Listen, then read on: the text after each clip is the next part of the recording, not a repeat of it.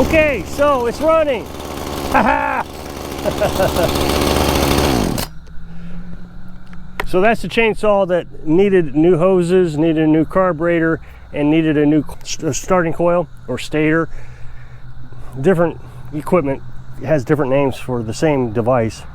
But the biggest problem now is the chain is kind of messed up. It's cutting at a kind of an angle as it goes down. I can fix that. I'm going to show you how to fix it. What it is the scrapers on the blade are at the wrong length in various spots. I'll explain all that in a bit. Got all that limb cut up that Carolyn and I got down the other day, and so we can start splitting this. And so we got the trunk, so we're going to cut that down today. Sure is bleeding a lot of water coming out of this when we broke it. Now what you can see what I'm going to do here, I'm going to cut it down. I'm going to try to land it on these cut logs. That way it's off the ground and I can cut it up into firewood. So I'm going to show you how to sharpen this chain. Now I know a lot of people are going to say, I don't know how to sharpen chain. Well, that's fine. I mean, what I find is a lot of people know how to be macho. And they say that, oh, I can do it the other way, and that's great. But you know, what difference does it make? There's an easy method, and then there's the macho method. Well, I'm not into macho. I'm pretty happy with my macho-ness. So I don't need to be macho. But for those who've never worked with a chainsaw, and those who have, you might want to stick around. So what we have here is a blade. Right there is a blade. Right there.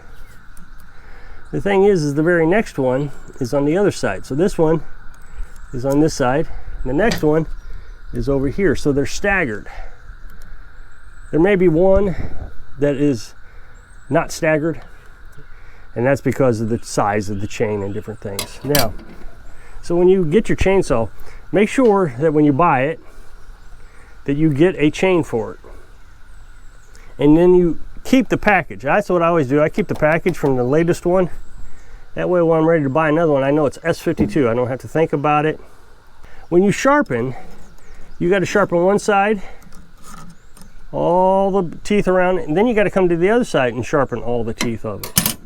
But there's another step that a lot of people don't know about. You know, maybe some do, I don't know. Is you have these, I know I'm calling them wrong. I don't think that's what they're called, but you got these scrapers. So this is the blade right here. Right here, you have a scraper. Sweeper, maybe? No, that's not a sweeper.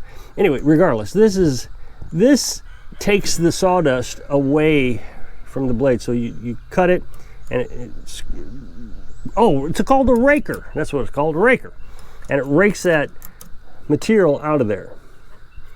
So when you file down your tooth, you shorten the blade itself.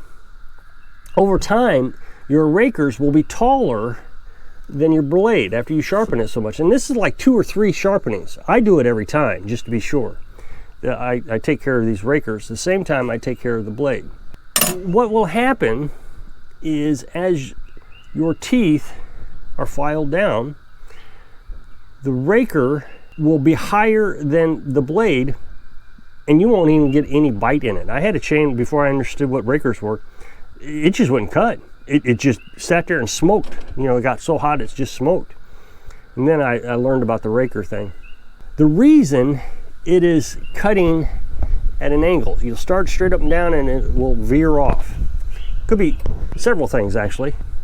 The first thing is you got some rakers that are at the proper length and other rakers that are not.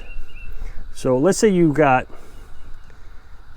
this raker right here too high. So this blade here is cutting just fine. This blade right here is cutting just fine. But this blade is not. So that means you're getting more cut on this side of the wood than you are on this side of the wood. So it starts to veer off. Another thing that could be happening is you got one side sharpened and the other side you've missed. Let's say you skipped this tooth. You just, when you were sharpening, you just passed it up for some reason.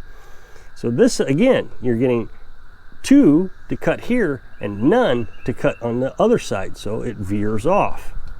So that, I don't know which one it is, but that's what's happening with this chain. What happened was I was revving it up and a cicada flew in my good eye. As you know, I'm blind and my right eye pretty much is completely blind. And so my left eye, the cicada landed in, so I can't see. And I got a chainsaw in my hand. So I let go of the trigger. But when I let go, I also tried to swipe the cicada out of my eye, and it came down and the blade hit the dirt. I would rather have done that than, you know, hit my leg, so I deliberately did it. Because it was winding down in RPMs, only a portion of the chain hit the dirt. So let's just say it was here to here that hit the dirt. So these blades got dull. All the other blades were just fine. Well, I was in a hurry, so I just quickly sharpened them and get them back up because I just wanted to get those logs cut. And so they all veered off. So what we're gonna do is we're gonna sharpen it. Now, you can sharpen it this way. And I know this is the macho man way of doing things. Sharpen it without a guide. And, oh, I'm so good I can do it without a guide. Well, I can too, but I find that I'm better than macho when I do it with a guide. Now, you may see that I have filed the side of this blade right here. That will tell me when I get all the way around, oh, I'm done. Because you file, you move, you file, you move. So I just kind of file the side of it right here.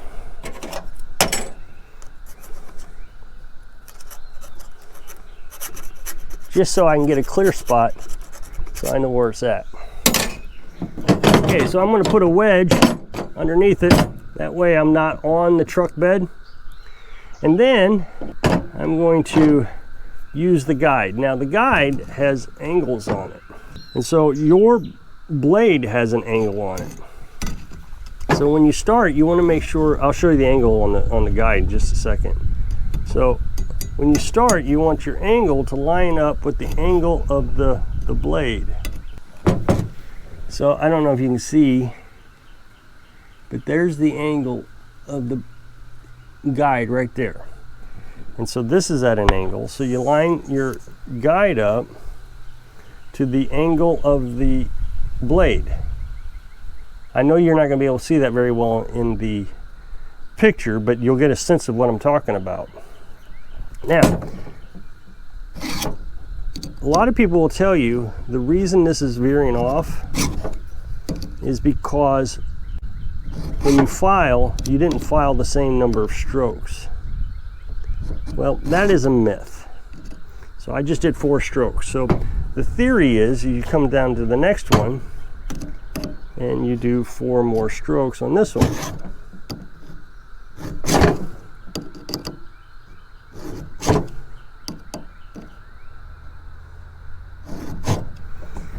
Well, there's a lot of problems with that theory. One of the problems is what if this one required more filing than the previous one? Remember, I hit one in the dirt. So if this one needs more filing, then what do? Go back around and do them all over 4 more times? No. The thing is that is not what's causing the problem. What's causing the problem is your rakers. Your rakers, if you file this one down more than the other one, this means that that raker is a different height than this one. This one will not be cutting at all, even though you got it good and sharp. So you take your raker guide and a file, and you file that down, that raker.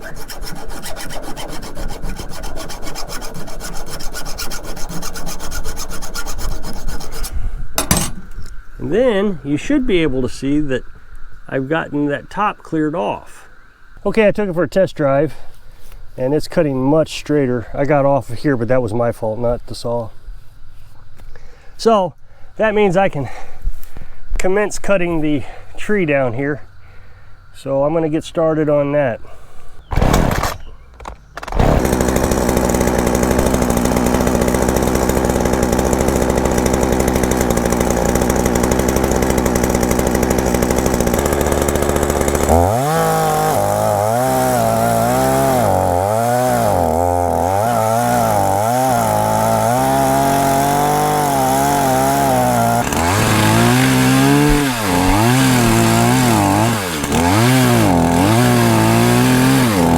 Okay, so I got my wedge cut.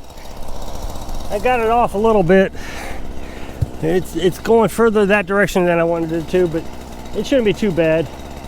My problem is my chainsaw is a little too short. That other one is waiting for the carburetor to be changed. I probably should have done that today instead of working on this one, but it's just a little too short, so it's a little bit hard to manipulate. But that's okay. I just moved the logs over. It's no big deal.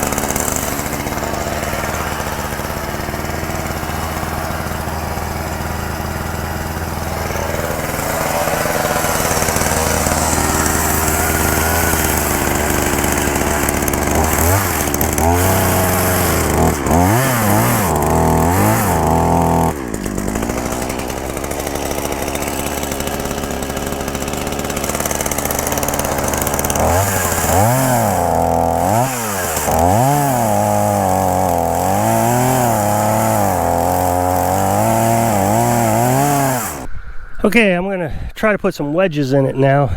See if I can get it to topple over. It may be a little still too thick.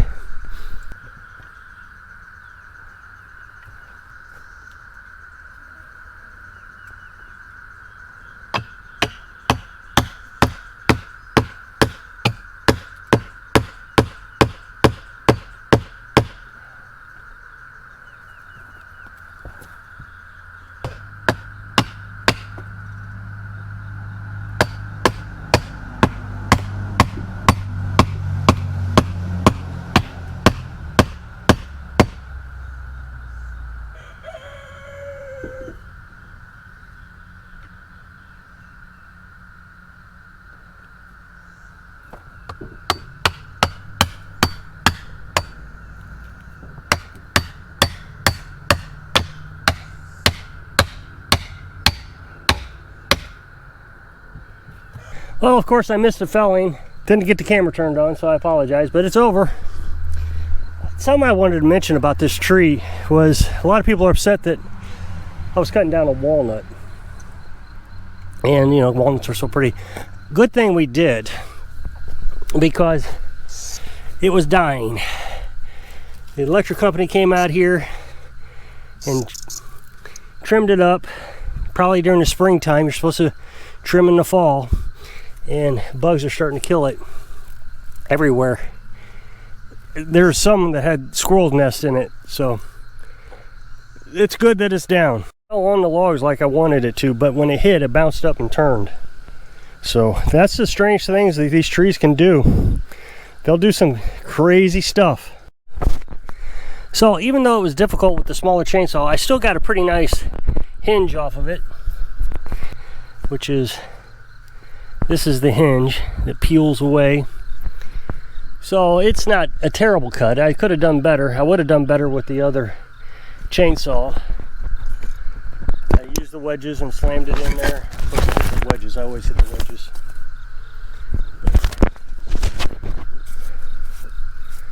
Not bad. And then when I get the bigger chainsaw up, I'll cut the rest of this off. So if you'll click this up next box, it'll take you to the video where I was cutting down that branch. So hope I can inspire you to do what you can so you can live your dreams. Thanks for watching.